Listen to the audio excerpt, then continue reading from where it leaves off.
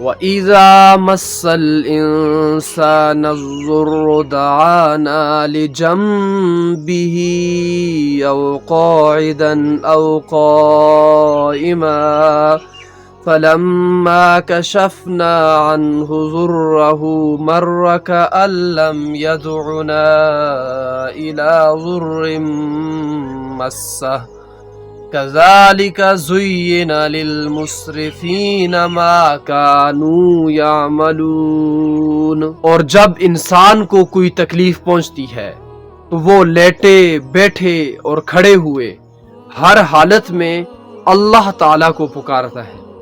پھر جب اللہ رب العزت انسان کی تکلیف دور کر دیتا ہے تو اس طرح وہ چل کھڑا ہوتا ہے جیسے کبھی اپنے آپ کو پہنچنے والی کسی تکلیف میں اللہ رب العزت کو پکارا ہی نہ تھا۔ جو لوگ حد سے گزر جاتے ہیں اسے اپنے کرتوت اسی طرح خوشنما معلوم ہوتے ہیں، یعنی جس وقت مصیبت تھی اللہ کو پکارا اور جب مصیبت دور ہو گئی تو اللہ کو چھوڑ دیا، تو اب وہ اسے اپنی یہ بات بڑی اچھی لگتی۔ تو اس وجہ سے بھائیو، جس وقت مصیبت ہو تو اللہ کو پکارو، لیکن مصیبت دور ہو جائے تو اللہ کی عبادت بندگی اللہ کو پکارنا نہ چھوڑو۔